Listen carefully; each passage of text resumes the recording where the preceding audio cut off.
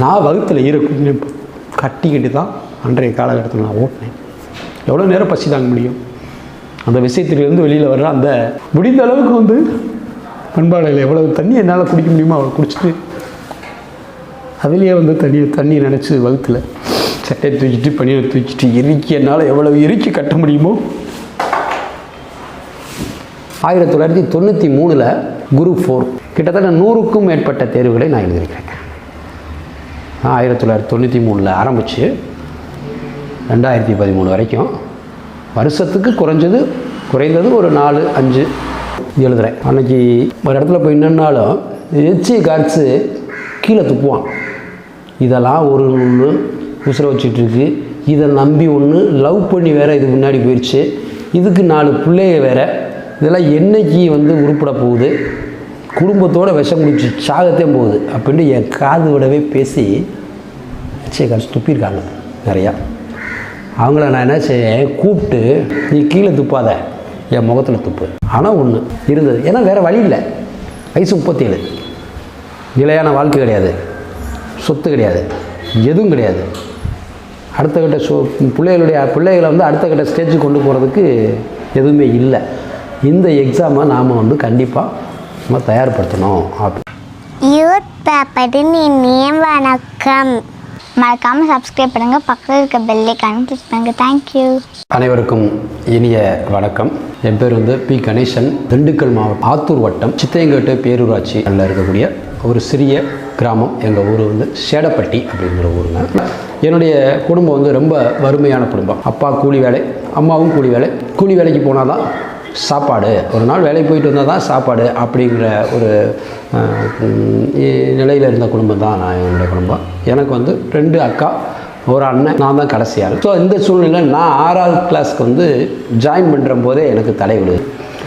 So எல்லோரும் ஸ்கூலுக்கு போகிறாங்க, நம்ம பிள்ளையும் ஸ்கூலுக்கு போகிறான், அதுக்கு செய்ய முடியல அப்படின்ட்டு அவங்க அப்பா அம்மா என்ன பண்ணுறாங்க, வேண்டாம்ப்பா, ஒரு நல்ல துணிமணி கூட வந்து எங்களால் உனக்கு வந்து போட்டு ஸ்கூலுக்கு அனுப்ப முடியாது.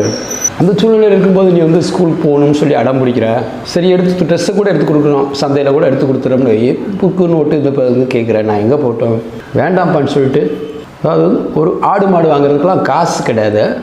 இன்னொருத்தருங்க கொஞ்சம் வசதியான ஒருத்தவங்களுடைய ஆடு மாடு சும்மா கூலிக்கு மேய்க்கிறது மாதிரி எங்கள் அப்பா வாங்கிட்டு வந்தார். அதை மேய்க்க சொல்லி நான் காட்டுக்கெல்லாம் போயிட்டோம். அதெல்லாம் இருக்குது. அந்த இடத்துல வந்து இன்றைக்கி வந்து அவரை வந்து நான் தெய்வமாக தான் இன்றைக்கி வரைக்கும் நினச்சிட்ருக்கேன். தமிழாசிரியர், எனக்கு 6வதுல தமிழாசிரியர் திருவாளர் தங்கசாமி அப்படின்னு சொல்லிட்டு, எங்கே இந்த பையனை வந்து காணோம், ஒரு வாரம் 10 நாளாக வந்து ஸ்கூலுக்கு வரலையே, என்ன விவரம் அப்படின்னு சொல்லி விசாரிக்கும் போது அந்த பையன் வந்து அந்த கால் பரீட்சைக்குள்ளேயே, காலாண்டு தேர்வுக்குள்ளேயே என்னையை வந்து நல்லா வந்து கொஞ்சம் பார்த்துறாரு. எப்படி என்னுடைய மூமெண்ட்டு, என்னுடைய ஆர்வம் எல்லாத்தையுமே பார்த்துறாரு. அவருக்கு ஏதோ தெரிஞ்சிருக்கு, இந்த பையனை கொஞ்சம் கை தூக்கி விடுவோமே அப்படின்னு சொல்லிட்டு, அவர் கிட்டத்தட்ட ஊர்லேருந்து ஒரு 4 கிலோமீட்டருக்கு அந்த பக்கம் வந்து ஒரு மலை, அந்த மலையில் தான் ஆடு மாடு மேய்ச்சிட்ருக்கேன்.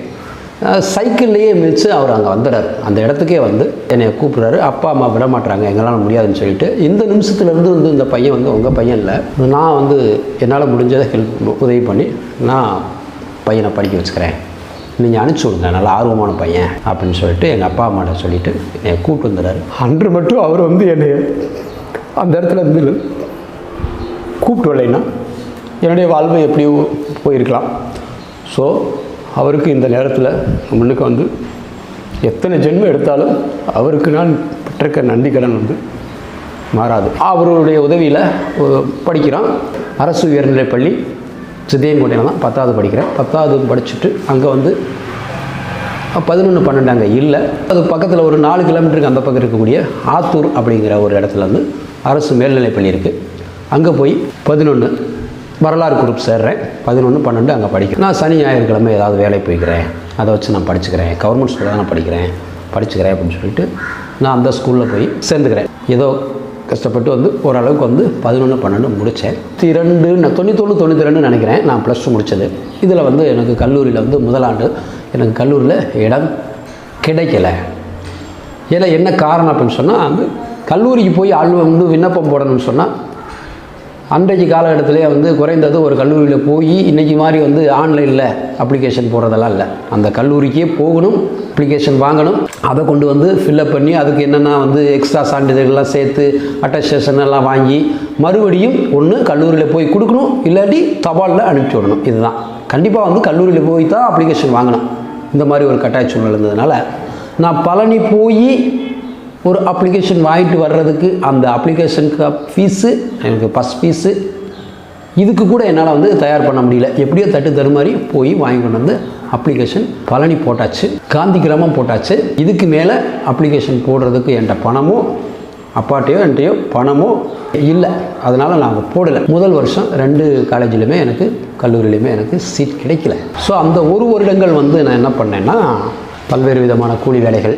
இன்னும் சொல்லணும்னு சொன்னால் அன்றைக்கு வந்து தனியார் வசம், இந்த இன்றைக்கி சொல்கிறோமே நாட்டையே வந்து எல்லாத்தையும் வந்து உயிரை கொண்டுகிட்டு இருக்கக்கூடிய ஒயின் ஷாப், இன்றைக்கி தனியார் வசம் இருந்தது. அந்த தனியார் வசம் இருந்த அந்த கடைகளில் எல்லாம் போய் கிளாஸ்கள் வருது, இந்த பாரில் ஏதாவது செய்கிறது வைக்கிறது. அன்றைக்கி ஒரு நண்பர் இருந்தார், தெரிஞ்சவங்க, அந்த கடை வச்சுருந்தாங்க. அதனால் அவங்களுடைய கொஞ்சம் பாப்பா ஏதாவது செலவு தரோம்னாங்க. போய் எல்லா வேலையும் அந்த உதவியாளராக இருந்து கொஞ்சம் கொஞ்சமாக காசு சேர்த்து வச்சுக்கிட்டேன். அந்த ஒரு வருஷம். மறு வருஷம் நான் அப்ளை பண்ணுறேன். காந்தி கிராம் யூனிவர்சிட்டியில் எனக்கு பிஏ ரூரல் இண்டஸ்ட்ரியல் மேனேஜ்மெண்ட் அப்படின்னு சொல்லிட்டு சீட் கிடச்சிருது. ஜாயின் பண்ணுறேன்.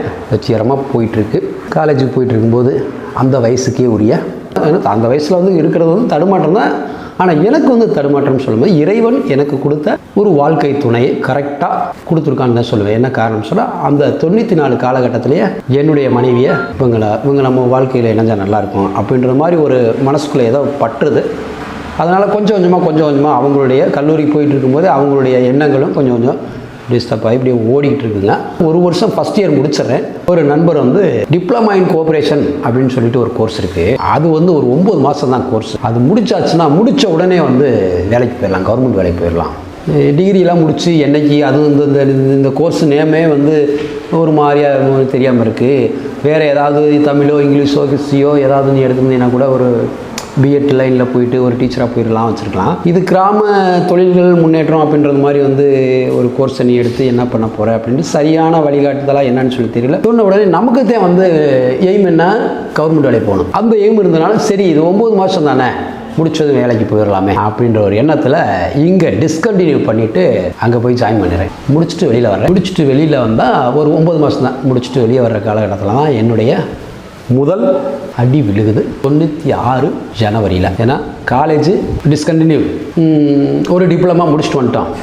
இப்படி இருக்கிறம்போது வந்து நான் ஏற்கனவே சொன்னேன் என்னுடைய வாழ்க்கை துணையை வந்து நான் கண்ணில் பார்த்துட்டேன்னு சொல்லிட்டு இந்த 2 வருட காலங்கள் நாங்கள் வந்து இலைமுறைக்காயாக தெரியாமல் எங்களுக்குள்ளே இருக்கக்கூடிய அந்த ஒரு பாசத்தை, ஒரு அன்பை வந்து நாங்கள் வந்து பகிர்ந்துக்கிறோம். 96 பிப்ரவரி வரும்போது அவங்களுக்கு வந்து திருமணம் முடிக்க வேண்டிய ஒரு கட்டாய சூழ்நிலை அவங்க குடும்பத்தில் ஏற்பட்டது. நான் அன்னைக்கு தான் நண்பர்கள் எனக்கு வந்து நண்பர்கள் நிறையா இருக்காங்க. அவங்கள்ட்ட என்னுடைய நண்பர்கள்ட்ட எல்லாம் கூப்பிட்டு பிரிஞ்சோம்னா நாங்கள் இருக்க மாட்டோம். நான் இன்றைக்கி கல்யாணம் முடிக்கக்கூடிய ஒரு சூழ்நிலையில் நான் இல்லை.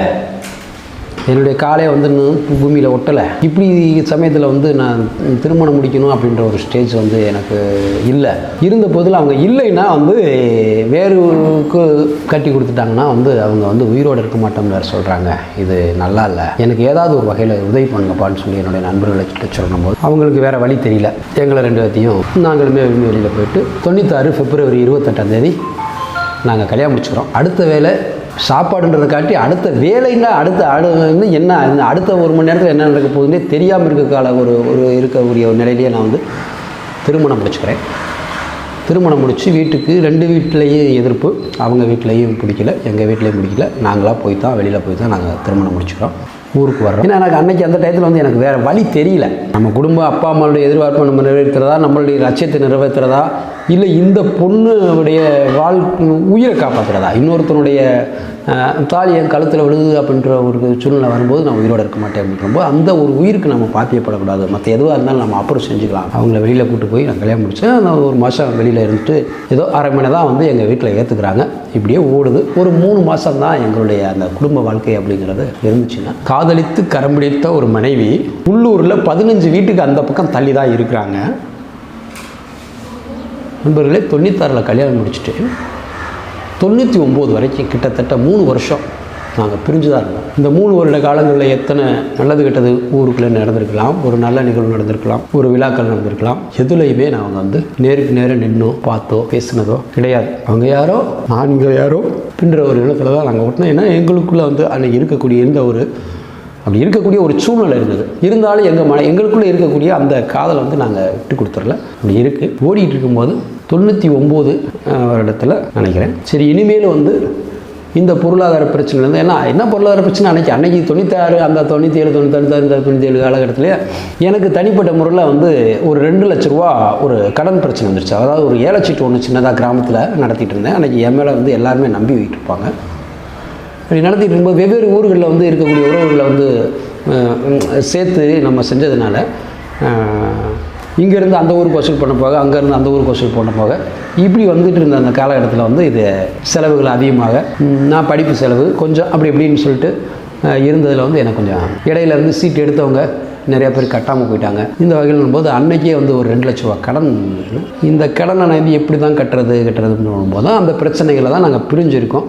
99 சரி இனிமேலும் வந்து பிரிஞ்சிருக்க வேண்டாம், ஆனபடி ஆகட்டும் அப்படின்னு சொல்லி தான் வந்து கட்டின பொண்டாட்டியை காதலித்து கரம் பிடித்த என்னுடைய மனைவியை மறுபடியும் ஃபஸ்ட்டு நாங்கள் போகும்போது யாருக்கும் தெரியாமல் தான் போனோம். அன்றைக்கி நாங்கள் போகும்போது காதலர்களாக வெளியேறி ஒரு குடும்ப வாழ்க்கையை ஒரு கணவன் மனைவி ஆகி குடும்ப வாழ்க்கையை நல்லபடியாக வாழணும்னு நினச்சி தான் போனோம். ஆனால் ஒரு தின ஆக்சிடென்ட் நாங்கள் பிரிஞ்சிருக்க சூழலை மறுபடியும் 3 வருடங்கள் கழிந்து கட்டின மனைவியை வந்து யாருக்கும் தெரியாமல் மறுபடியும் கூட்டு போகக்கூடிய அந்த ஒரு சூழ்நிலை பார்த்தீங்களா. அந்த 3 வருஷமாக உள்ளூருக்குள்ளேயே இருந்துட்டு கணவன் மனைவியை முகத்தை மனைவி பார்க்காம, மனைவி முகத்தை கணவன் பார்க்காம, இப்படியே தான் நாங்கள் ஓடிட்டு இருந்துச்சு. ஆனால் ஒரு எண்ணம் மட்டும் சொல்லிகிட்டே இருந்தேன், என்னைக்காக இருந்தாலும் உன்னை ராணி மாதிரி வச்சு காப்பாற்றுவேன் அப்படின்ற ஒரு எண்ணம் மட்டும் நான் ஓடிக்கிட்டே இருந்ததுனால அவங்களும் இருந்தாங்க. திருப்பி போகிறோம் பல்லடம் அப்படின்ற திருப்பூர் மாவட்டம் பல்லடத்தில் எங்களுடைய ஊர் உறவினர்கள்லாம் வந்து விசைத்தறி ஓட்டுவாங்க. அந்த விசைத்தறி ஓட்டும்போது அந்த விசைத்தறின்னா என்னாண்டே தெரியாது. இருந்தாலும் அவங்கள நாங்கள் பார்த்துக்கிறோம்னு சொன்னதுனால மறுபடியும் வந்து கட்டின மனைவியை ஊர்லேருந்து யாருக்குமே தெரியாமல் கூப்பிட்டு போய் தான் எங்களுடைய வாழ்க்கையை ஸ்டார்ட் பண்ணுறோம். 2000லேருந்து அதோட 2007 வரைக்கும் ஒரு 7 வருஷங்களை வந்து நான் தொலைச்சிட்டேன்னு தான் நான் சொல்லுவேன். இன்னும் சொல்லப்போனால் 96லேருந்து 2007 வரைக்கும் வந்து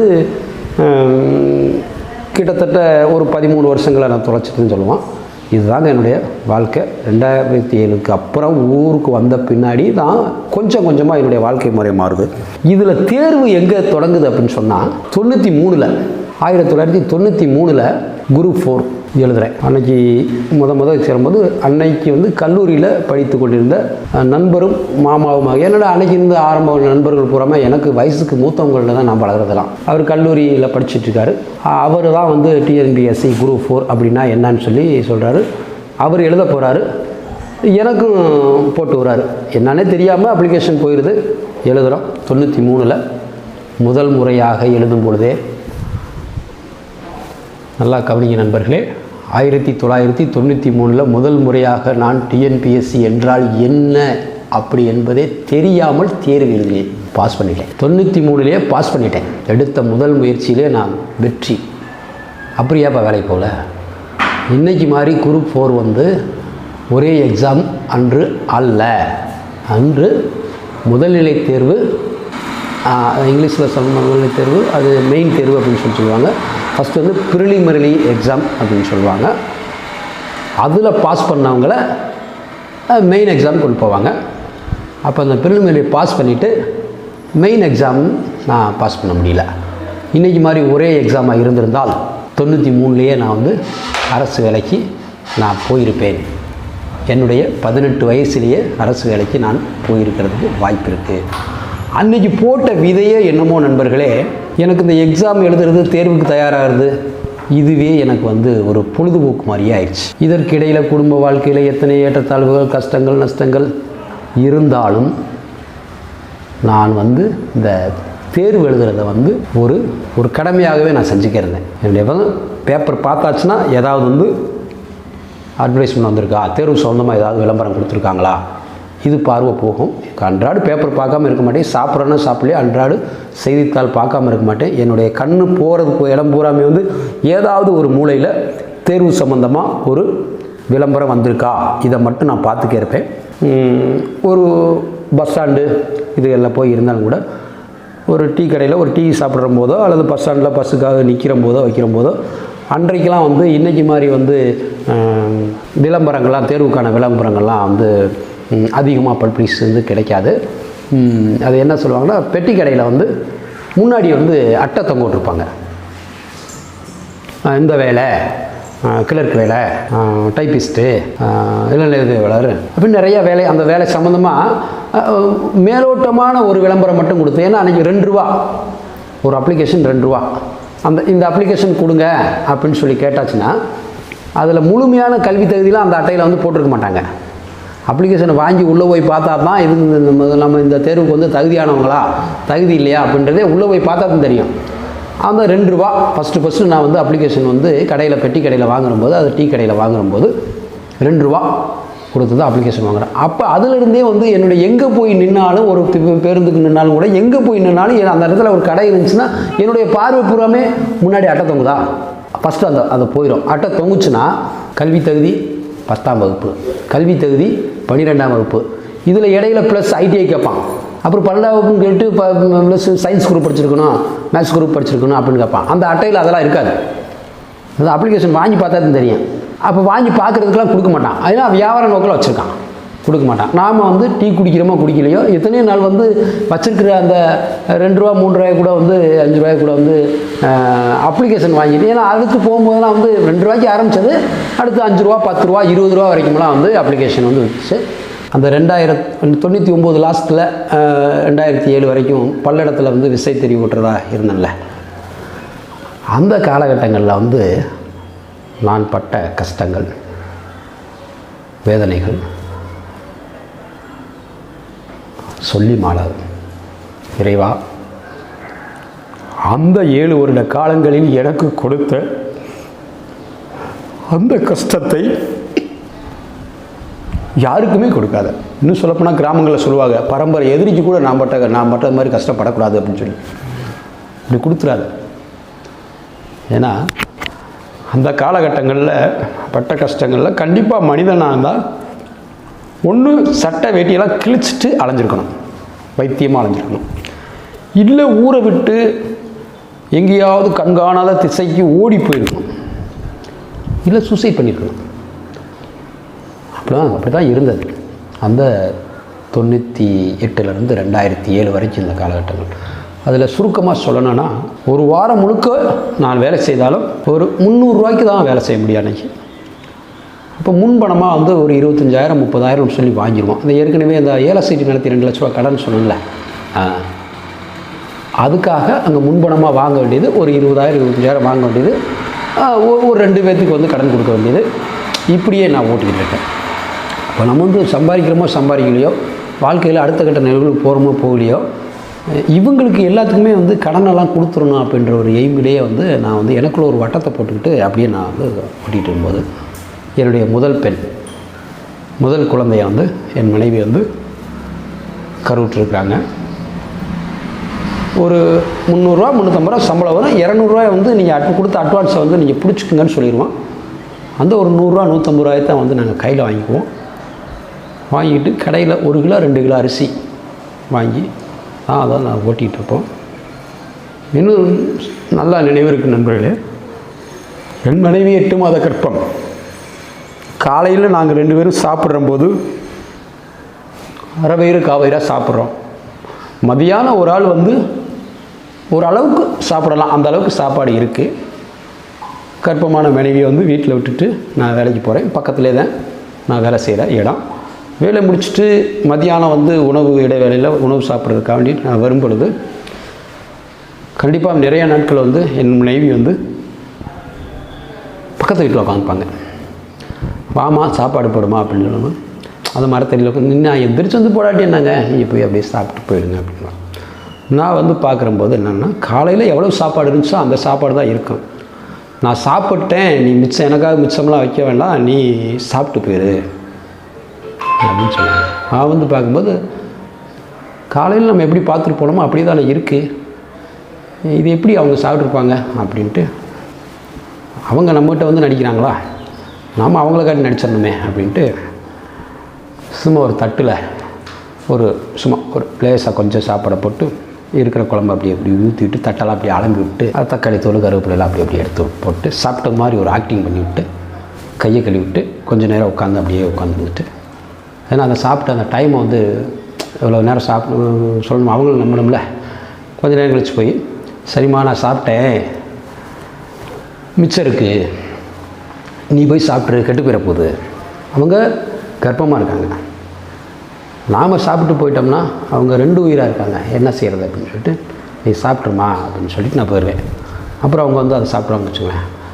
நண்பர்களே, விசைத்தறி இயக்குதல் என்பது வந்து ஒரு தாயின் ஒரு காலையில் போயிட்டு 8 மணிக்கு போயிட்டு நைட்டு 8 மணி வரைக்கும் அந்த ஒரு ஷிஃப்ட்டு முடிச்சு வந்தோம்னா என்னுடைய அனுபவம் அந்த 12 மணி நேரம் எல்லா வேலையிலையும் கஷ்டத்தை இருக்க தான் செய்யுது. ஒரு தாயின் கருவிலிருந்து வெளியேறுவது மாதிரி அந்தளவுக்கு கஷ்டம் இருக்கும். ரொம்ப கஷ்டமான வேலை. அவ்வளோ கஷ்டப்பட்டு வேலை செய்யணும். நான் காலையில் கொஞ்சம் சாப்பிட்டு இருக்கும், மதியானம் சாப்பிடல. எவ்வளோ நேரம் பசி தாங்க முடியும் நண்பர்களே? கிராமத்தில் சொல்லுவாங்க, எங்கள் அப்பாவே அடிக்கடி சொல்லியிருக்காரு ஒரு வார்த்தையை. உன்னையெல்லாம் வந்து மேலாக இருக்கக்கூடிய தண்ணியை சாப்பாட்டில் மேலாக இருக்கக்கூடிய அந்த தண்ணியை மட்டும் சாப்பிட்டு அந்த கீழே இருக்கக்கூடிய கொஞ்சம் 1 கவளம் 2 கவளம் சாப்பாடை உனக்கு கொடுத்து வளர்த்தேன். பசியில் கொடுமையினால் வந்து வகுத்தில் ஈரத்துணியை கட்டிட்டு கூட வளர்த்தேன் அப்படின்னு சொல்லி அப்பா சொல்லுவாங்க. சத்தியமாக நான் சொல்கிறேன், நான் வகுத்தில் ஈரத்துணியை கட்டிக்கிட்டு தான் அன்றைய காலகட்டத்தில் நான் ஓட்டினேன். எவ்வளோ நேரம் பசி தாங்க முடியும்? அந்த விஷயத்திலிருந்து வெளியில் வர்ற அந்த வேஸ்ட் பீசஸ்லாம் கிழிச்சு போட்டிருப்போம். அதை ஒரு மூலையில் மண்பானையில் தண்ணி வச்சுருப்பாங்க. முடிந்த அளவுக்கு வந்து மண்பானையில் எவ்வளவு தண்ணி என்னால் குடிக்க முடியுமோ அவ்வளோ குடிச்சிட்டு அதுலேயே வந்து தண்ணி நினச்சி வகுத்தில் சட்டையை தூக்கிட்டு பனியை தூக்கிட்டு இறுக்கி என்னால் எவ்வளவு இறுக்கி கட்ட முடியுமோ அதை கட்டிட்டு அப்படியே சட்டையை தூக்கி மேலே போட்டு அப்படியே ஆக்டிங் பண்ணுற மாதிரி அப்படியே பண்ணிவிட்டு அப்படியே வேலை பார்த்துட்டே இருப்பேன். இப்படி தான் ஓடிச்சு. ஓரளவுக்கு கடன்லாம் கட்டி முடிச்சுட்டு ரொம்ப கஷ்டம். இதை நிறைய சொல்லணும். ஏன்னா கஷ்டத்தவே சொல்லிக்கிட்டே இருந்தோம்னா தேர்வாளர்களுக்கு வந்து தேர்வு எப்படி கொண்டு போகிறது என்னென்னு மெயின் சப்ஜெக்ட் அதுதான். அங்கே வரணும்ல. எவ்வளோ கஷ்டங்களை தாண்டி தடைகள் பல தாண்டி 2007 காலகட்டங்களில் வந்து நான் சொந்த ஊருக்கே வந்து இங்கே சேர்ந்துறேன். என்ன காரணம்னா கடன்லாம் கட்டியாச்சு, சொந்த ஊருக்கு வந்தாச்சு. என்னுடைய எண்ணம் தேர்வு எழுதணும்.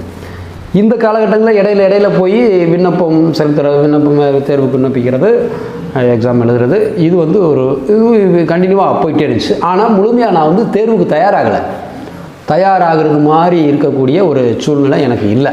தேர்வுக்கு நான் தயாராகலை. ஏன்னா எனக்குள்ளே ஒரு வட்டத்தை போட்டுக்கிட்டு அதுக்குள்ளேயே இருக்க வேண்டிய ஒரு கட்டாய சூழ்நிலை இருந்தது. அதனால் வந்து தேர்வுக்கு என்னால் அந்த வட்டத்தை விட்டு வெளியில் வந்து தயாராகக்கூடிய நிலையில் நான் இல்லாததுனால கால் பண்ணி பார்ப்பேன், அப்ளிகேஷன் போடுவேன், எக்ஸாம் எழுதுவேன். இன்னும் சொல்லப்போனால் நண்பர்களே, எல்லா எக்ஸாம்லேயுமே வேலை என்னை கைவிட்டு போனது அதிகபட்சம் 7 மதிப்பெண்கள், குறைந்தபட்சம் 1.5 மார்க். ஏன்னா 93 18 வயசுலேயே நம்ம வந்து ப்ரிலிமினரி பாஸ் பண்ண ஆளாச்சே, அந்த நாலேஜ் இங்கே இருக்கத்தானே செய்யும். அதை வச்சு நாம் வந்து அந்த பாடரில் அப்படியே போயிட்டே இருப்போம். நான் கவலைப்பட்டுக்கிட்டதே இல்லை. சரி, 2007 இங்கே சொந்த ஊருக்கு வர்றோம். சொந்த ஊருக்கு வந்துட்டு சின்னதாக வந்து வீட்டில் வந்து சின்னதாக ஒரு பெட்டி கடை மாதிரி வச்சுட்டு என்னுடைய வாழ்க்கையினுடைய அடுத்த கட்டத்துக்கு நான் காலடி வைக்கிறேன். இந்த காலகட்டங்கள்லேயே வந்து எனக்கு 3 பெண் குழந்தைகள். ஏன்னா குடிய கூட கஞ்சி இல்லை, 3 பொம்பளை பிள்ளையாடா அப்படின்னு நண்பர்கள்லாம் கேட்கலாம். நண்பர்களே, 3 பெண் குழந்தைகளே ஆயிடுச்சு. 2 வந்து வீட்டு அப்பா அம்மாவுடைய ஒரு எதிர்பார்ப்புக்காக, ஏன்னா அண்ணன் இருக்கார், அண்ணனுக்கு 3 பொம்பளை பிள்ளைங்க, அவங்க வந்து ஃபேமிலி பிளான் பண்ணிடுறாங்க. நான் வந்து 2 குழந்தையோட ஃபேமிலி பிளான் பண்ண போகும்போது அப்பா கேட்குறாரு, நான் உன்னை வந்து எவ்வளோ தூரம் கஷ்டப்பட்டு படிக்க வச்சு இன்றைக்கி இருந்தேன், இன்றைக்கி வந்து எனக்கு வந்து நீ ஒரு 10 பைசா பிரயோஜனம் கூட நீ எனக்கு பண்ணி கொடுக்கல.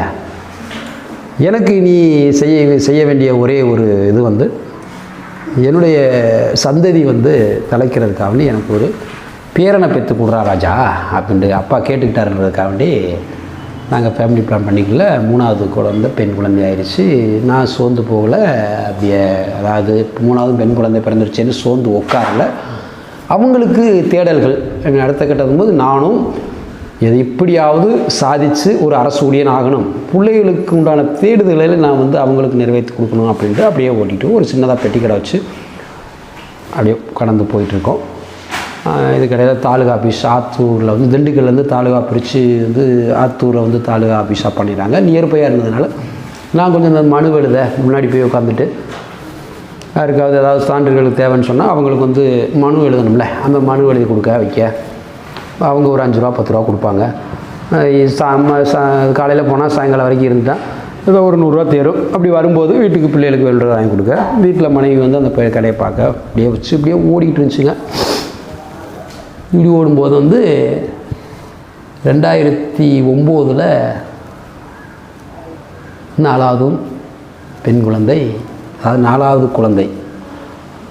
என்னத்துக்கு ஆம்பளை பிள்ளை ஆசை வேறொன்றும் இல்லை, 4வது குழந்தை கருவுற்றிருக்கிறாங்க. அந்த குழந்தை எனது மனைவியின் வயிற்றில் கருவுற்று இருக்கும் பொழுதுதான் எங்களுடைய வாழ்க்கையின் வசந்த கால தென்றல் கொஞ்சமாக எங்கள் வீட்டை எட்டி பார்க்குதுன்னு சொல்லலாம்.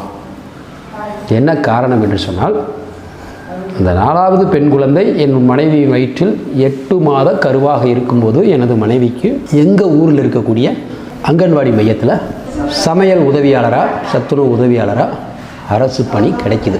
இந்த அரசு பணி கிடைத்து இது அவங்க வந்து அப்பப்போ வந்து 1300 சம்பளம் நினைக்கிறேன். இந்த 1300 சம்பளம் வந்து எங்களுக்கு வந்து ஒரு 1 லட்சம் ரூபா மாதிரி தெரிஞ்சு. ஏன்னா அடுத்த வேலை சோத்துக்கே நான் வழியில் உட்காந்துருக்கும் போது மாதம் திரும்பி பார்த்தா 1300 சம்பளம்ன்றது வந்து எங்களுக்கு ஒரு பெரிய விஷயமா தெரிஞ்சு. சரி ரைட்டு ஓகே, கடவுள் நமக்கு லேசாக கண்ணை துறக்கிறார், இதை வச்சு நம்ம பார்த்துக்கலாம் அப்படின்னு சொல்லிட்டு அப்படியே ஓட்டிகிட்டு இருக்கோம் நண்பர்களே. இடையில் எக்ஸாம் ப்ரிப்பேர் பண்ணுறதுக்கு கொஞ்சம் நம்ம ப்ரிப்பேரிங் உள்ள முயற்சியை வந்து கொஞ்சம் ப்ளஸ் பண்ணுவோம் அப்படின்னு சொல்லி நாம் ஸ்டார்ட் பண்ணுறோம். ஸ்டார்ட் பண்ணோம்னா அன்னைக்கு காலகட்டத்தில் வந்து எனக்கு அருகாமையில் இருக்கக்கூடிய ஆயக்குடி, பழனி ஆயக்குடி மரத்தடி பயிற்சி மையம், அங்கே நண்பர்கள்லாம் போகிறாங்க. அங்கே நம்ம போகலாமே. அன்னைக்கு வந்து ஒரு நாள் பயிற்சி மையத்துக்கு நான் போயிட்டு வரணும்னு சொன்னால் குறைந்தது 60 ரூபா வேணும். சாப்பாடு கூட வீட்டிலேருந்து எடுத்து போகலாம். குறைந்தது 60 ரூபா வேணும். இந்த 60 ரூபாய்க்கு எங்கே போகிறது? ஒரு வாரம் எப்படியாவது ட்ரை பண்ணி போயிடுவேன். ஒரு வாரம் காசு இருக்காது. இப்படியே ஓடிட்டே இருக்கும்போது வீட்டில் ரொம்ப திட்டுவாங்க. இருந்தீங்கன்னா உனக்கு முடியலையே விட்டுருங்க அப்படின்னு கூட சொல்லுவாங்க. இப்படியே பார்த்துட்டே உட்காந்துருப்பேன். இன்றைக்கி நீ போயிட்டு வந்தேன்னா, நான் இரவு சாப்பாட்டுக்கு கூட வந்து காசு இல்லை, நீ போகணுன்ற, நீ போயிட்டு வந்தேன்னா என்ன பண்ணுறது? எதை வச்சு போவேன்? நான் இரவு சாப்பாட்டுக்கு என்ன பண்ணுறது? பிள்ளைகளுக்கு என்ன பண்ணுறது அப்படின்னு சொல்லி கேட்பாங்க. இந்த காலகட்டத்தில் வந்து என்ன பண்ணுவேன், நான் எங்கேயுமே காசு இல்லையா, நான் போகல, என்னத்தை போய் போகிறேன் அப்படின்ட்டு உட்காந்துட்டு இருப்பேன். அவங்க எப்போடா வீட்டிலேருந்து கொஞ்சம் வெளியில் போவாங்க பார்த்துட்டு இருப்பேன். வெளியில் போனால் அடுத்த நிமிஷமே வீட்டில் வந்து செலவு காசு இல்லைண்டா வந்து எங்கேயாவது ஒரு இடத்துல காசு இருக்கும். எங்கே இருக்குன்னு தெரியுமா நண்பர்களே? குலதெய்வம்னு சொல்லி எல்லாருமே வணங்குவோம். அந்த குலதெய்வத்துக்கு உண்டியல் போடுவோம். நம்ம காசு இருக்கோ இல்லை, எப்பப்போ போய் வீட்டில் பற்றி சாமி கும்பிட்றோமோ அப்போல்லாம் போய் ஒரு 1 ரூபா 2 ரூபாயாவது அந்த உண்டியலில் போடுவோம். அந்த உண்டியலில் கை வச்சு தூக்கிட்டு போயிடுவேன். அடுத்த செகண்டே ஓடிடுவேன். அப்படி போயிட்டு வந்து கீழே வச்சு சாயங்காலம் வந்துட்டு எப்படியாவது சமாதானப்படுத்திக்கலாம் போயிடுவேன். என்னுடைய தேடல்கள் முழுக்க எனக்கு தேவை தேடல்கள். இப்படியே போயிட்டு இருந்தது தான் ஆயக்குடி பயிற்சி மையத்துக்கு போனது தான் ஃபஸ்ட்டு. இப்படி பயிற்சி மையங்களுக்கு போய்கிட்டு இருக்கிறபோது நண்பர்களே, எனக்கு இருந்த கசப்பான அனுபவங்கள் ஊரில் சமுதாயத்தில் ஒரு நல்லது கெட்டது நிகழ்வுக்கு போனாலும் என்னை மதிக்க மாட்டாங்க. ஏன்னா வெறும்பைய இவனெல்லாம் வந்து மனசில் உயிரை வச்சுட்டு இருக்கிறான் பாரு அப்படிம்பாங்க. ஒரு காலகட்டம் வரும்போது நண்பர்களே, நான் கையில் நோட் எடுத்துகிட்டு பயிற்சி மையத்துக்கு போகணுன்னு போய் நின்னேன்னா இந்த இதெல்லாம் தெரியுது பாரு, வெக்கம் இல்லாமல் வயசாகிட்டு இருக்குது, 4 பிள்ளையும் பத்துக்கிடுச்சு, 4 பொட்டை பிள்ளைகளை பத்துட்டு ஏதோ ஒரு இடத்துல ஒரு டீ கடையில் போய் கிளாஸுக்குள்ள போனாலும் டெய்லி ஒரு 100 ரூபா 150 ரூபா சம்பளம் கொடுப்பான். எந்த வேலைக்கும் போக மாட்டேன் நண்பர்களே. எனக்கு இருந்த அது ஒன்று என்ன, அந்த பல்லடம் அப்படின்ற நகரத்தில் விசைத்தறி ஓட்டினே ஒரு 6-7 வருஷம். அது ஒன்று தான் வந்து நிலையாக நான் செஞ்சு வேலை. வெளியே வந்தாச்சுன்னு சொன்னால் நான் எந்த வேலைக்கும் நிலையாக போக மாட்டேன். எங்கேயா போக ஒரு 200 ரூபா இன்றைக்கி கிடைச்சா ரைட்டு ஓகே. இந்த 200 ரூபா வந்து 2 நாளைக்கு தாங்குமா, ரைட்டு 2 நாளைக்கு புதுசாக தூக்கிட்டே தெரிவேன். பகல் முழுக்க எங்கே போய் சுற்றிட்டு வந்தாலும், பசியோடு படுத்தாலும், வகுத்துக்கு சாப்பிட்டு படுத்தாலும் எனக்கு தூக்கமே வராது. ஏதாவது ஒரு மெட்டீரியலை தூக்கி அதை எடுத்து ஒரு 2 பக்கமாவது படித்தா தான் எனக்கு தூக்கமே வரும். சரி, இப்படியே போயிட்டு இருக்கும்போது வந்து எல்லாருமே வந்து சமுதாயத்தில் சொந்த பந்தம் ஊரில் எல்லாருமே வந்து இது வேஸ்ட் லக்கேஜு, இதெல்லாம் வந்து இப்படி தெரிஞ்சுன்னா இதை பார்த்தா 4 பேர் கெட்டு போயிடுவாங்க, இப்படியே வேலை வெட்டிக்கு போகாமல் தெரியுது. அப்போ 4 உள்ளே பொண்டாட்டி வெட்டி 4 உள்ளே பெற்றுட்டு வேலை வெட்டிக்கு போகாமல் தெரிஞ்சால் எவன்தான் வந்து கொஞ்சிக்கிட்டா இருப்பாங்க. இப்படியே ஓடிக்கிட்டு இருக்கிற போதெல்லாம் வந்து ஒரு இடத்துல போய் நின்னாலும் எச்சி காய்ச்சி கீழே துப்புவான். இதெல்லாம் ஒரு ஒன்று உசுரை வச்சுட்ருக்கு. இதை நம்பி ஒன்று லவ் பண்ணி வேறு இது முன்னாடி போயிடுச்சு. இதுக்கு 4 பிள்ளைய வேறு. இதெல்லாம் என்னைக்கு வந்து உருப்பட போகுது, குடும்பத்தோடு விஷம் குடிச்சு சாகத்தே போகுது அப்படின்ட்டு என் காது விடவே பேசி சரி கழிச்சு துப்பியிருக்காங்க நிறையா. அவங்கள நான் என்ன செய்ய கூப்பிட்டு, நீ துப்புனது என்ன அர்த்தத்தில் துப்புன, நீ என்ன சொல்லிக்கிட்டே போனன்றதெல்லாம் எனக்கு தெரியும், நீ கீழே துப்பாத, என் முகத்தில் துப்பு. ஆனால் ஒன்று, இந்த உயிர் இந்த உடம்புலேருந்து போச்சுன்னா ஒரு அரசு ஊழியனாத்தான் வந்து போகுமே ஒழிய சாதாரண கணேசனாக போகாது, அதை மட்டும் தெரிஞ்சுக்க அப்படின்னு சொல்லிட்டு நான் என்னுடைய பயணத்தை வந்து எந்த இடத்துலையும் வந்து நான் வந்து நிப்பாட்டிக்கிறே இல்லை நண்பர்களே. இப்படி தான் போயிட்டு இருந்தப்போ தான் 2010 ஒரு எக்ஸாம் வருது. அந்த எக்ஸாமு நான் கொஞ்சம் முயற்சி எடுத்துகிட்டு பார்க்கும்போது ஒரு 2 அல்லது 3 மார்க் நினைக்கிறேன் கட் ஆஃப் வெளியில் வந்துடுறேன். அப்படியே ஓடிடுது. 2013 பல்கா போஸ்டிங் கால்பர் பண்ணுறாங்க டிஎன்பிஎஸ்சியில். அன்னைக்கு வந்து என்ன ஆச்சுன்னா நம்புறேனே, ஒரு நாள் வீட்டில் உட்காந்து பிள்ளையெல்லாம் எல்லோரும் உட்காந்து சாப்பிட்டுட்டு இருக்கும்போது என்னுடைய பெரிய பொண்ணு என்னுடைய பார்வைக்கு ஒரு மாதிரியாக தர்றாங்க. அது வரைக்கும் எனக்கு வாழ்க்கையினுடைய அடுத்த கட்டத்துக்கு எப்படி போகிறது, பிள்ளைகளுக்கு என்ன செய்கிறது, ஏது செய்கிறதுன்ற எண்ணமே கிடையாது. ஸோ என்னுடைய பெரிய பொண்ணு என்னுடைய பார்வைக்கு கொஞ்சம் அந்த பொண்ணு வாழ்க்கையினுடைய இந்த பெண்களுக்கே உரிய வாழ்க்கையினுடைய அடுத்த கட்டத்துக்கு போக போகிறாங்க அப்படின்றது வந்து லைட்டாக எனக்கு வந்து உரைக்க ஆரம்பித்தது. எனக்குள்ளே வந்து ஒரு யானை உதயம் பிறந்தது மாதிரி, சரி இப்படியே போயிட்டு இருந்தோம்னா என்ன பண்ணுறது, நாம் முழுமையாக தயாராகாமல் தான் நம்ம 2 மார்க்கு 3 மார்க்கு 5 மார்க்கில் நம்ம வெளியில் வர்றோம். ஏன் நம்ம முழுமையாக தயாராகக்கூடாது, 24 மணி நேரம் ஏன் நம்ம உட்காந்து என்னை நம்ம தயார் பண்ணக்கூடாது அப்படின்ட்டு நான் யோசிச்சோன்னே சாப்பாடுக்கு வேணும். 2013 வந்து ஒரு நாளைக்கு வந்து என்னுடைய குடும்பம் ஓடணும்னு சொன்னால் குறைந்தது ஒரு 150 ரூபா, 100லேருந்து 150 ரூபாய்க்குள்ள வேணும். மனைவி வாங்கக்கூடிய அன்றைக்கி 2010 மனைவி வந்து ஒரு 2000 ரூபா 2500 ரூபா சம்பளத்தை நீட்டாங்க. இது ஒன்று தான். இதுக்கு இடையில் வந்து ஏதாவது நல்லது கெட்ட விசேஷங்கள்லாம் பணம் வேணும், என்ன செய்கிறது, புள்ள வேறு அடுத்த கட்ட ஸ்டேஜுக்கு போகிறது மாதிரி இருக்குது. ஸோ நாம் வயசு ஆயிடுச்சு, கிட்டத்தட்ட 37 வயசு ஆயிடுச்சு, நாம் முயற்சி பண்ணுவோம். இங்கே தான் நான் சப்ஜெக்ட் வரேன். 1993 நான் வந்து எக்ஸாம் எழுதுறதுக்கு ஸ்டார்ட் பண்ணுறேன்னு சொல்கிறத காட்டிலையும் அந்த எக்ஸாமில் நான் பாஸ் பண்ணிட்டேன். அதுதான் முக்கியம். நான் பாஸ் பண்ணிட்டேன். அன்னைக்கு வந்து 2 தேர்வு.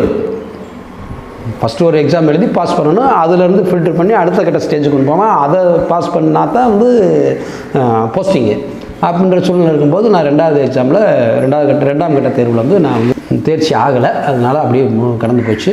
இதுக்கிடையில் இத்தனை போராட்டங்கள் என்னென்னமோ செஞ்சு அடித்து விடித்து குடிஞ்சு என்னமோ பண்ணி நண்பர்களே 2013 அந்த பல்கா வந்து டிஎன்பிஎஸ்சியில் கிட்டத்தட்ட ஒரு 13000 போஸ்டிங் நினைக்கிறேன் வந்துருச்சு. போஸ்டிங் போடுறாங்க. இந்த 13000 போஸ்டிங் வரும்போது வந்து இதில் எப்படியாவது பிடிக்கணும், ஏன்னா வந்து வயசு 37, இதில் எப்படியாவது பிடிச்சிடணும் அப்படின்னு சொல்லிட்டு ஆயக்குடி பயிற்சி மையத்துக்கு டெய்லி போயிட்டு வர்றதுக்கு என்கிட்ட காசு என்னால் வந்து எத்தனை நாளைக்கு தான் வீட்டிலையும் பொறுத்துக்கிட்டு இருப்பான், எத்தனை நாளைக்கு தான் ஜாமி உண்டியல் எடுக்கிறது, அங்கே நான் ஊற்றா உருது. சரி நம்மளும் பயன்படல. சரி எங்களுக்கு அருகாமையில் திண்டுக்கல்லில் அதாவது அரசு ஊழியர் சங்கம் வருவாய்த்துறையில் இருக்கக்கூடிய அரசு ஊழியர்கள்லாம் சேர்ந்து அந்த டிபார்ட்மெண்ட்டில் தேர்வு எழுதி தேர்ச்சி பெற்று வேலைக்கு போனாங்கள்ல, இந்த நண்பர்கள் நிறையா பேர் சேர்ந்து ஒரு பயிற்சி மையத்தை இலவசமாக வந்து அரசு கட்டிடம் அன்றைக்கி முதல்ல எங்கள் மாவட்டத்தில் வந்து ஆட்சியாளராக இருந்த திருமிகு பிச்சாண்டி அவர்களுடைய பேரில் இருக்கக்கூடிய பிச்சாண்டி மகால்னு சொல்லிட்டு ஒரு கட்டடத்தில், ஒரு சிறிய கட்டடத்தில் பயிற்சி மையம் ஒன்று ஓடிட்டுருக்கு. அங்கே கேள்விப்பட்டு நான் அங்கே போய் ஜாயின் பண்ணுறேன். கிட்டத்தட்ட ஒரு 300 பேர் இருக்காங்க. எல்லா பேருமே வந்து 20 வயசுலேருந்து 25 வயசு, அதிகபட்சம் 30 வயசு விரல் விட்டு எண்ணிடலாம், இப்படி தான் இருந்தாங்க. இதில் வந்து ரொம்ப வயசாகி 37 வயசுக்கு மேலே உட்காந்துருந்தது நான் மட்டும்தான் சொல்லலாம். அப்போ அப்படி உட்காரும்போது ஒரு 300 பேர் பயிற்சியுமே டெய்லி போகிறோம். அதாவது சனி ஞாயிறு 2 நாள் மட்டும்தான் கிளாஸு. போய் உட்காரோம், படிக்கிறோம். ஒரு வாரம் போயிடுது, 2வது வாரம் போயிடுது. 3வது வாரத்தில் நண்பர்களே, இந்த இடத்துல ஒரு சகோதரியுடைய பேர் சொல்கிறதுக்கு விரும்புகிறேன். திருமதி செல்வி அப்படின்னு சொல்லிட்டு, அவங்க வந்து வருவாய்த்துறையில் இளநிலை உதவியாளராக அன்றைக்கி பார்த்தாங்க. அப்புறம் குரூப் 2 எல்லாம் எழுதி கொஞ்சம் மேலே போயிட்டாங்க. அவங்க சயின்ஸு கிளாஸ் எடுக்கிறாங்க. அவங்க அப்படி எடுத்துக்கிட்டே சுற்றி பார்ப்பாங்க. இப்படி சுற்றி பார்த்துக்கிட்டு இருக்கிறம்போது நம்மளே அவங்க கிளாஸ் முடிச்சுட்டு போகும்போது ஒரு இறைவன் சூஸ் பண்ணி வெளியே கொண்டு வந்த மாதிரி, hello gentleman, yourself please contact me in office room immediately அப்படின்னாங்க. சொல்லிட்டு அவங்க போயிட்டாங்க. அவங்க மேக்ஸிமம் அதிகமாக வந்து தமிழ் பேச மாட்டாங்க. அவங்க சொன்னதை எனக்கு தெரிஞ்ச ஏதோ நானும் ஒரு +2 படிச்சுக்கணும்ல, எனக்கு தெரிஞ்ச இங்கிலீஷ்னால் அந்த கரெக்டாக அவங்க சொன்ன அந்த அந்த வேர்ட்ஸ் வந்து மைண்டில் இருந்ததுனால ஒரே வார்த்தையில் சொல்லிவிட்டு அவங்க மட்டும் போயிட்டாங்க. கிட்டத்தட்ட ஒரு 250-300 பேர் இருக்கக்கூடிய ஒரு விஷயத்தில் நம்ம என்ன தப்பு பண்ணோம், இப்போ நம்ம ஏதாவது தப்பு பண்ணிட்டோமோ என்னமோ அப்படின்னு சொல்லிட்டு எனக்கு கொஞ்சம் பதட்டமாயிடுச்சு. அப்புறம் போனேன், பார்த்தோன்னே ஃபஸ்ட்டு உட்காருங்க. இல்லை மேடம், இல்லை என் கணிப்பு சரியாக இருந்துச்சுனாக்க உங்களுக்கு ஒரு 36-37 வயசு வரணும்.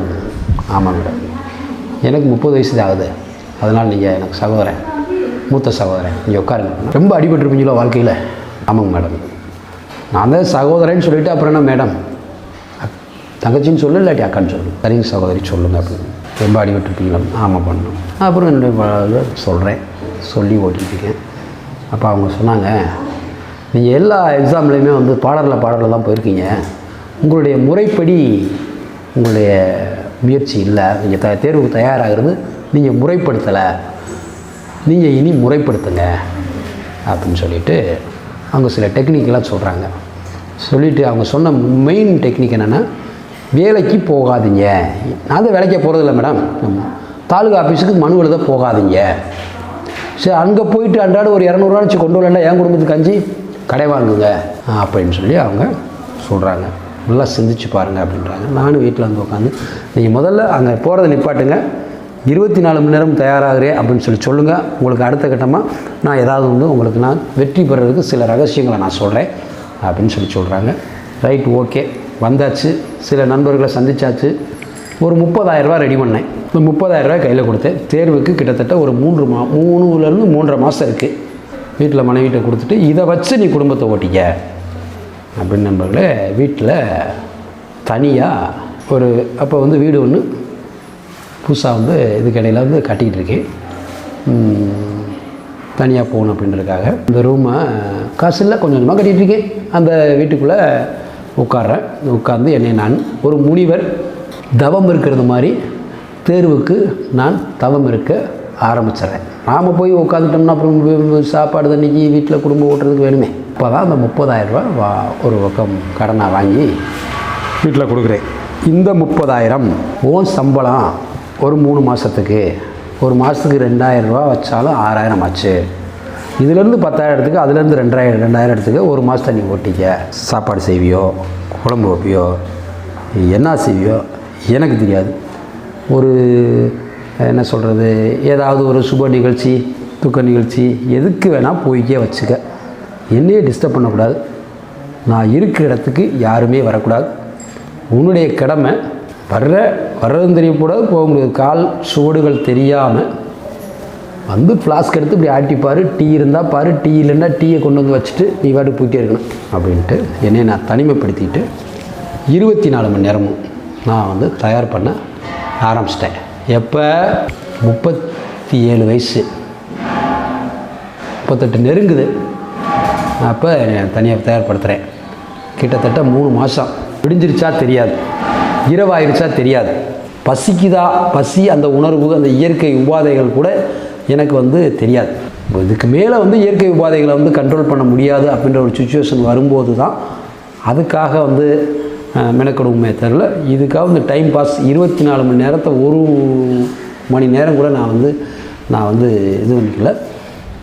என்னுடைய வீட்டுக்கு எதிர் வீட்டில் இருக்கக்கூடியவங்களுக்கு நான் வீட்டுக்குள்ளே இருக்கிறேன்னா இருக்கிறையா தெரியுமா தெரியாதா? தெரியுமில்ல. அவங்க கூட என்னப்பா அவங்க வீட்டுக்காரர் ஆளவே காணா, 2 மாதமா 3 மாதமா, இவ்வளவு நாள் வெளியில் போய் உங்களையெல்லாம் விட்டு இருக்க மாட்டானே அப்படின்றது மாதிரி என்னுடைய வீட்டுக்கு நேர் எதிர் வீட்டுக்காரங்க கேட்குற அளவுக்கு என்னுடைய தனிமைப்படுத்துதல் அப்படின்றது இருந்தது. ஏன்னா வேறு வழி இல்லை. வயசு 37, நிலையான வாழ்க்கை கிடையாது, சொத்து கிடையாது, எதுவும் கிடையாது. அடுத்த கட்ட பிள்ளைகளை வந்து அடுத்த கட்ட ஸ்டேஜுக்கு கொண்டு போகிறதுக்கு எதுவுமே இல்லை. இந்த எக்ஸாமை நாம் வந்து கண்டிப்பாக நம்ம தயார்படுத்தணும் அப்படின்னு பிடிச்சிட்டு தான் 37 வயசில் உட்காரணும். ஒரு 3 மாதம். ஏன்னா அன்றைக்கி நான் தொய்வடைஞ்சிருந்தேன்னா நான் தேர்வில் வெற்றி எடுத்துக்க முடியாது. இப்படின்னா என்னை நான் தயார்படுத்திக்கிட்டேன். கிட்டத்தட்ட ஒரு 100 நாள் நினைக்கிறேன். 100 நாள் எல்லாத்தையும் மறந்துட்டு என்னுடைய 24 மணி நேரம் அந்த ப்ரிப்ரேஷனில் போனதுனால நண்பர்களே, அந்த தேர்வு என்ன ஆயிடுச்சுன்னா எனக்கு நெகட்டிவ் தான் கொடுத்தது. என்னென்னா அந்த ஓவர்லோடுங்கிறது வந்து ஒரு பக்கம் பிரிங்கிட்டு போயிடும்னு சொல்லுவாங்கல்ல, அது மாதிரி ஆகிப்போச்சு. வடிவேலு படத்தில் சொல்கிறது மாதிரி வந்து நீ எத்தனை அடி அடித்தாலும் தாங்கக்கூடிய சக்தியை உடம்புக்கு வந்துருச்சு அப்படிங்கிறது மாதிரி நீங்கள் டிஎன்பிஎஸ்சியில் எத்தனை கொஸ்டின் கேட்டாலும், எப்படி கேட்டாலும், என்ன வகையில் கேட்டாலும், நீ எந்த கொஸ்டினை எப்படி மாற்றி கேட்டாலும் நான் பதில் சொல்லுவேன். எனக்கு எப்படி கேட்டாலும் நான் அடிப்பேன், இந்த தடவை நான் அடித்தே தீருவேன்ற அளவுக்கு வந்து விஷயங்களை வந்து ஒரு மைண்டில் ஏற்றியாச்சு. எக்ஸாம் சென்டருக்கு போய் உட்காரணும். ஹாலில் போய் உட்காந்து கொஸ்டின் பேப்பர் வாங்கி எல்லாமே முடிச்சு கொஸ்டின் அது ஓஎம்ஆர் சீட் வாங்கி என்னுடைய சுய விவரங்கள் ஃபில்லப் பண்ணுறம்போது ரெஜிஸ்ட்ரேஷன் நம்பர் 0லேருந்து ஆரம்பிக்கும். 0ன்னு மேலே போட்டுட்டு ஷேடிங்கை வந்து 1ல் கொடுக்குறேன். அப்போ ஃபஸ்ட்டே வந்து தப்பாகிடுது. கொஞ்சம் நெவரோஸ் ஆகிடுது. அப்படி கொஞ்சம் வேறு ஒரு ஓஎம்ஆர் சீட் வாங்கி எல்லாம் பண்ணிவிட்டு ஃபஸ்ட்டு கொஸ்டின் அட்டன் பண்ணுறேன். நல்லா தெரியும் அந்த கொஸ்டினுக்கு ஆப்ஷன் பி தான் கரெக்ட் ஆன்சர். ஆப்ஷன் பி அப்படின்னு சொல்லிக்கிட்டே சியில் சைடு பண்ணுறேன் கை. அப்போ அந்த இடத்துலையும் வந்து நெவரோஸ் ஆகிறதுனால என்னை நான் வந்து குழப்பம் அடைஞ்சிட்றேன். ஒரு செகண்ட் குழப்பம் அடைஞ்சேன்னா அதை மறுபடியும் வந்து அந்த மைண்டை வந்து கான்சன்ட்ரேஷன் கொண்டு வர்றதுக்கு வந்து என்னால் முடியலன்னு தான் சொல்ல முடியும். ஏன்னா என்ன கொஸ்டின் கேட்டாலும் நான் வந்து பதில் சொல்கிறதுக்கு வந்து தயாராக இருக்கும். எப்படியோ வந்து ஓவர்லோடு வந்து ஒரு வண்டியில் ஓவர்லோடு ஏற்றுறும் போது வந்து ஒரு சின்ன கேப் கிடச்சாலும் அது வந்து வெளியில் போயிடுறது மாதிரி அன்றைக்கி ஒரு சுச்சுவேஷன் அமைஞ்சது தான் நான் சொல்லுவேன். வீட்டுக்கு வந்து அந்த கொஸ்டின் பார்த்துட்டு இந்த கொஸ்டின்லாம் பார்த்துட்டு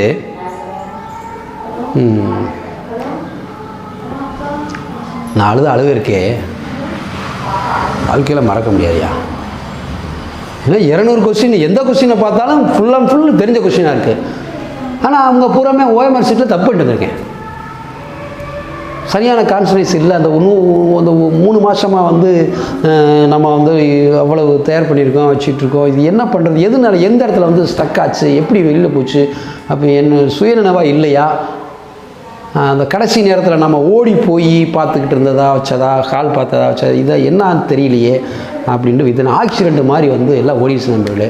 இந்த இடத்துல தெருவுக்கு தயாராகக்கூடிய நண்பர்களுக்கு ஒரு சின்ன ஒரு வேண்டுகோள் சொல்கிறேன். தயவுசெய்து யாராக இருந்தாலும் சரி இந்த நிகழ்வை வந்து நீங்கள் வந்து ஒரு பாடமாக எடுத்துக்கங்க. எந்த தேர்வுக்கு தயாராகி எந்த தேர்வுக்கு போனாலும் உங்களுக்கு ஒதுக்கப்பட்ட தேர்வு கூடத்தில் போய் உங்களுக்கு ஒதுக்கப்பட்ட அந்த இருக்கையில் ஓஎம்ஆர் சீட்டு கொடுக்கறதுக்கு அரை மணி நேரத்துக்கு முன்னுக்கே போய் உட்காந்துருங்க. ஏன்னா இது வந்து நான் பட்ட அந்த அனுபவம் வந்து ரொம்ப பெரிய விஷயம். OMR சீட்டுக்கு கொடுக்கறதுக்கு அரை மணி நேரத்துக்கு முன்னுக்கு போய் உட்காந்துட்டு உங்களை வந்து நீங்கள் வந்து ஒரு அரை மணி நேரம் குறைஞ்சது ஒரு 20 நிமிஷமாவது எதை பற்றியும் யோசிக்காமல் உங்கள் மைண்டை வந்து ஃப்ரீ பண்ணுங்கள். ஃபஸ்ட்டு அந்த மைண்டை வந்து ஃப்ரீ பண்ணுனா தான் நீங்கள் வந்து ஸ்டெடியாக வந்து எக்ஸாமே அட்டன் பண்ண முடியும். ஏன்னா இது எனக்கு கிடைத்த அந்த கசப்பான அனுபவம். அந்த கடைசி நேரத்தில் வந்து அங்கே இங்கே ஓடுனதோ வச்சதோ என்னமோ ஏதோ எனக்கு தெரியல. நல்லா தெரியும் எனக்கு எல்லா கொஸ்டினுக்குமே மேக்ஸிமம் 95% கொஸ்டினுக்கு வந்து அந்த எக்ஸாமில் வந்து எனக்கு ஆன்சர் தெரியும். ஸோ அந்தளவுக்கு நான் தயாராகிருக்கேன். அப்படிங்கிறபோது வந்து அதில் வந்து வெளியேறது வந்து அதை என்னால் வந்து மைண்டு வந்து ஜீரணிக்க முடியல. கிட்டத்தட்ட நண்பர்களே ஒரு 3 நாள் சொன்னால் நம்ப மாட்டீங்க, சாப்பிடவே இல்லை. ஏன்னா கடைசி முயற்சி இனி எக்ஸாம் எழுத முடியும் அப்படிங்கிறது வந்து இல்லை. ஏன்னா ஏஜ் வந்து முடிஞ்சு போச்சு, ஸோ வாழ்க்கையே முடிஞ்சிருச்சு அப்படின்னு சொல்லி இருக்கக்கூடிய நேரத்தில் தான் ஒரு ஆறுதலாக ரயில்வே டிபார்ட்மெண்ட்லேருந்து எனக்கு ஹால் டிக்கெட் வருது. ரயில்வேயில் ஹால் டிக்கெட் வருதா? நாம் எப்போ ரயில்வேக்கு வந்து அப்ளை பண்ணோம் அப்படின்னு சொல்லி யோசிக்கிறேன். அந்த ஹால் டிக்கெட்டில் பார்த்தா டூ அட்ரஸ் இருக்கிற இடத்துல என்னுடைய ஹேண்ட் அட்ரஸ்ஸு என்னுடைய ஹேண்ட் ரைட்டிங்லேயே வந்து இருக்குது. அது என்னென்னா நம்ம விண்ணப்பம் அப்போல்லாம் வந்து மேனுவலாக வந்து போடுறதான். நான் தான் சொன்னேன் ஏற்கனவே, பெட்டி கடையில் வாங்கி போடுறதுன்ட்டு. அந்த மேனுவலாக போடக்கூடிய அப்ளிகேஷன் தான். அதில் வந்து அந்த அப்ளிகேஷன் வந்து என்னுடைய ஹேண்ட் ரைட்டிங்கில் ஃபில்லப் பண்ணுறோம். அந்த அப்ளிகேஷனில் சுய விவரங்கள் வந்து நம்மளுடைய அட்ரஸ் போடும்போது அதை அப்படியே வந்து ஹால் டிக்கெட்டில் காப்பி பேஸ்ட்டாக போட்டு தான் வந்து ஹால் டிக்கெட்டில் பிரிண்ட் பண்ணி அதை வந்து தபால் அனுப்புகிறாங்க. அதில் வந்து நம்மளுடைய ஹேண்ட் ரைட்டில் இருக்குது, அப்போ நாம் தான் போட்டிருக்கோம் அப்படின்னு சொல்லி ஞாபகப்படுத்துகிற போது 2012 ஒரு தடவை வந்து ரயில்வே குரூப் டி அந்த ஸ்டேஜில் இருக்கக்கூடிய பணிக்கு வந்து கால்ஃபராக இருந்திருக்கு. நானும் அப்ளை பண்ணியிருந்துருக்கிறேன். இந்த நிகழ்வே நான் மறந்துட்டேன். சரி ரைட்டு, மறுபடியும் ரீப்ரிப்பேர் பண்ணுவோம். ஏன் இறைவனே வந்து எனக்கு வந்து ஒரு வாய்ப்பு கொடுக்குறது மாதிரி, ஏன் வந்து வாய்ப்பெல்லாம் முடிஞ்சிருச்சுன்னு நீ கவலைப்படுற, உனக்கு மறுபடியும் ஒரு வாய்ப்பு தரேன் அப்படின்ற மாதிரி நான் எடுத்துகிட்டு மறுபடியும் மறுபடியும் ஒரு மாதம் தயாராகி ரயில்வே எக்ஸாம் நல்லா தயாராக இந்த 3 மாதம் டிஎன்பிஎஸ்சிக்கு தயாரான அந்த ஒரு தகுதி வந்து என்னைய வந்து ரயில்வே தேர்வுக்கு ஈஸியாக மிக சுலபமாக ஆன்சர் பண்ணக்கூடிய அந்த ஒரு சாதாரண வந்து சார் இதெல்லாம் என்ன ஒரு பெரிய விஷயம், இந்த கொஸ்டின்லாம் என்ன பெருசு அப்படின்றது மாதிரி சாதாரணமாக எடுத்துக்கிட்டு ஃப்ரீயாக. ஏன்னா ஏற்கனவே இங்கே கஷ்டப்பான அனுபவம் இருக்குல்ல, எது நடந்தாலும் வந்து பதட்டம்லாம் போய் எக்ஸாம் சென்டரில் உட்காரணும்னு சொல்லிவிட்டு அந்த மாதிரி வந்து ஃப்ரீ பண்ணிவிட்டு போய் சென்னையில் ரயில்வே, ஏன்னா டிஎன்பிஎஸ்சின்னு எதுவும் வாயில் வருதுன்னா அதிக தேர்வு வந்து டிஎன்பிஎஸ்சியில் எழுதியிருக்கேன். கிட்டத்தட்ட அதை கவுண்டிங்கை சொன்னால் கூட உங்களுக்கு வந்து கொஞ்சம் ஆச்சரியப்படுற மாதிரி தான் இருக்கும்னு நினைக்கிறேன். கிட்டத்தட்ட 100க்கும் மேற்பட்ட தேர்வுகளை நான் எழுதியிருக்கிறேன். 1993 ஆரம்பித்து 2013 வரைக்கும் வருஷத்துக்கு குறைந்தது ஒரு 4-5 எக்ஸாம் எழுதிருக்கேன்.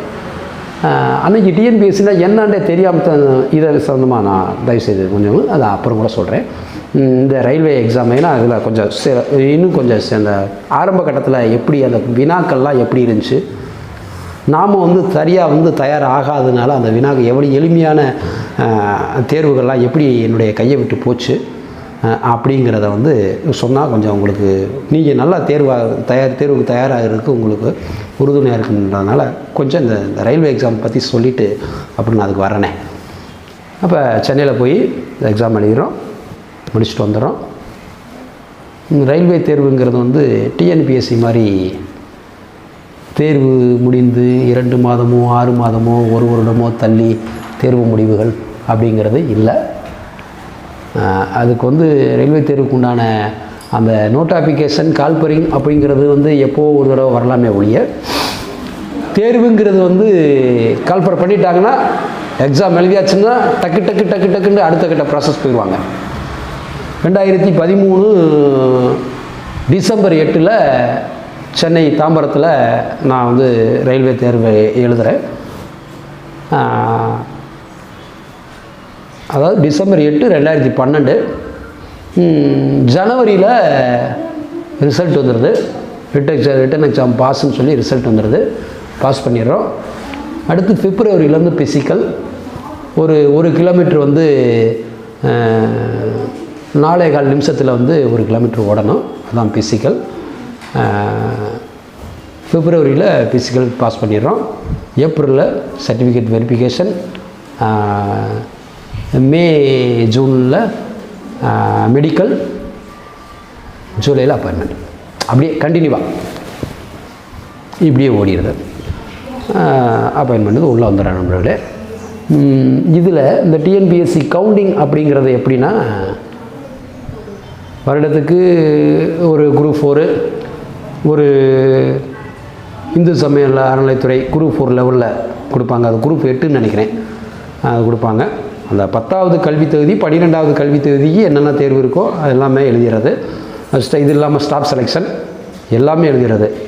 இதில் குறிப்பிடும்படியான விஷயங்கள் என்னென்ன நண்பர்களே, 1993 ஆரம்பித்து 2013 வரைக்கும் TNPSC staff selection bank exam இது மட்டும்தான் எழுதுனே ஒழிய ஒரு முறை கூட ரயில்வே எக்ஸாம் எழுதலை. ஏன் ரயில்வே தேர்வுன்னா என்னன்னு எனக்கு தெரியாது. இதுக்கு எப்படி ஆள் எடுக்கிறாங்கன்னே தெரியாது. இன்னும் சொல்லப்போனால்